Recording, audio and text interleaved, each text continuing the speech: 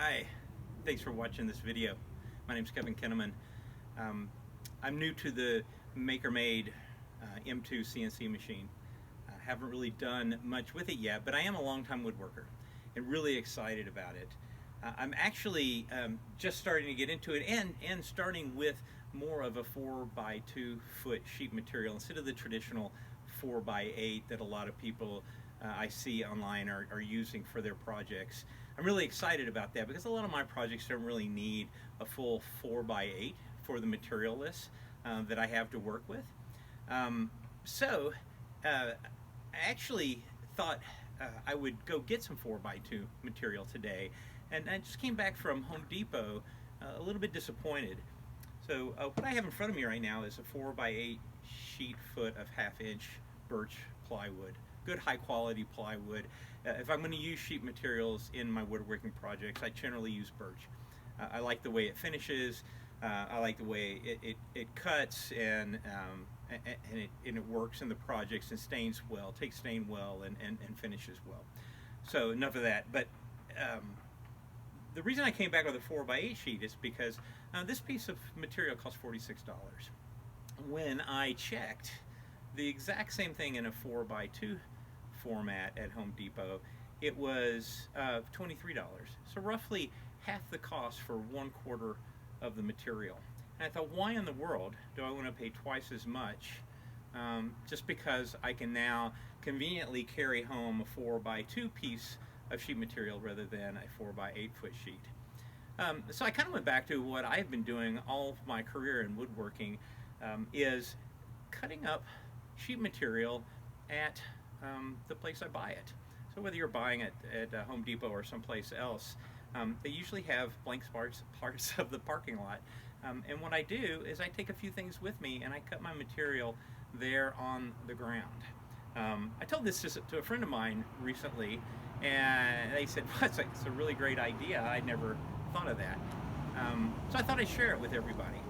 Maybe it'll be useful for someone. Hope so.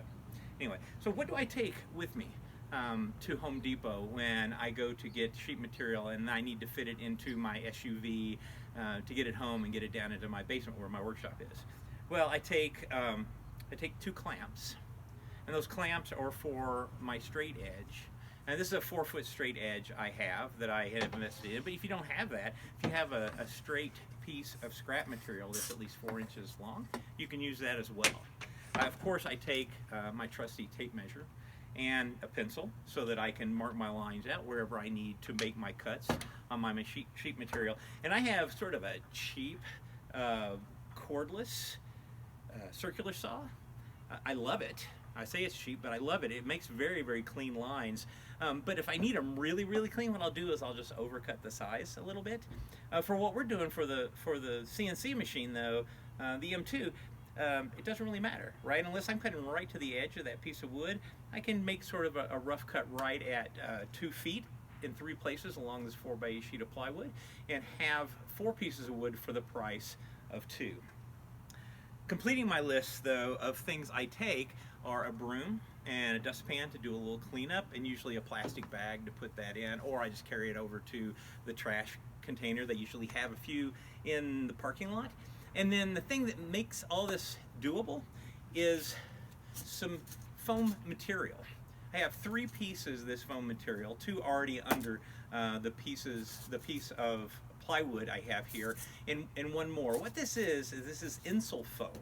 I found this at a work site. They were throwing it away, and it was about 2 feet wide and about 6 feet long. And I just cut it into 3 strips of about 4 inches wide and a little over 4 feet long and about 3 inches thick. This comes in different size thicknesses.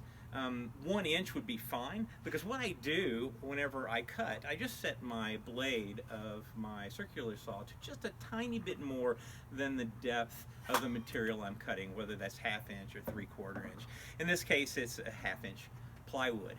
So I set 2 pieces out on the thirds, and then once I make my line where I'm going to cut, I take the last piece and I slide it in under the work surface right there. So my circular saw is going to run right down the line of of this piece of foam that I've got here. And it makes the work surface much more stable sitting on the ground. It allows me to put a kind of a knee on one piece of foam. This foam is very rigid, so I can put a knee on one piece of the foam and make a very safe cut all the way across it. I've even done rips with it down the side and just been very careful with guiding my saw. As long as I have a way of creating a full length edge for my circular saw, then I feel safe about it, right?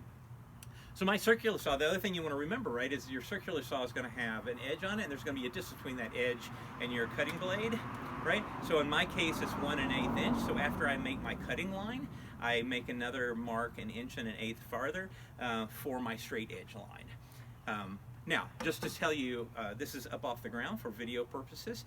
This work surface, I don't believe, is safe for making the cut, so I'm not going to make the cut here. But as soon as I finish this video, I've got a project to do downstairs in the basement. So I'm going to put this on the ground, and I'm going to cut my 4 pieces of 2 by 4 foot plywood, and I'm going to start my projects, right? So by doing this, you can save a bunch of money over the long term. Again, 50% on plywood costs. This foam, I don't know if I mentioned it or not, but the foam costs about 12 bucks for a 1 inch thick sheet of material that you can then cut up. And you can even, it gives you enough material, you could glue 2 pieces of it together or 3 pieces together if you wanted it thicker to get it higher up off the ground, so it makes it easier to put your clamps in. So anyway, I hope this is helpful to somebody out there on how you would cut plywood. I'm excited about getting to work, so I'm going to take off and get this cut and start messing around with my M2. So have a great day, everybody. Thank you.